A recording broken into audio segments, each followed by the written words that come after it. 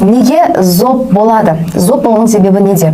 Бізде екі жақта бірде осындай қалқанша бездер бар. Қалқанша бездерінің ішінде бізде триглобулин және йод болады. Осы екеуінің қосындысы арқылы біздің қалқанша без өзінің жұмысын жақсы атқарып отырады. Ал бұлардың сыртында бізде шлагбаум бар. Яғни кез келген сырттан келген дүниені ішке қарай кіргізбейді. Бұл тек өзінің керекті элементтерін ғана кіргізеді. Ол элементті кіргізу қызметін атқарып тұратын бізде анти-ТПО фермент. Міне егер сізде проблема анти-ТПОмен болатын болса, значит бұл жерге қандай да бір вирус, ең жиі бізге әсер ететін бұл вирус. Вирусный инфекция анти-ТПОға келіп әсер етті. Бұл сырттан келетін өзінің элементтерінің барлығын бөгде дене деп қабылдайды. Сөйтіп ол шлагбаумды көбейте бастайды, яғни защита құра бастайды. Соның әсерінен бізде түсіп тұратын элементтер, витаминдердің барлығы, то, что именно қалқанша безіне керекті, бұл ішке түсе алмай қалады да, соның кесірінен мынау гипофиздан келіп жатқан дүние, гипофиздағы бізде ТТГ гормоны дұрыс өндірілмейді. И ол немесе төмендеп кетеді, немесе керек деп сұрау арқылы ол жоғарылап кетеді.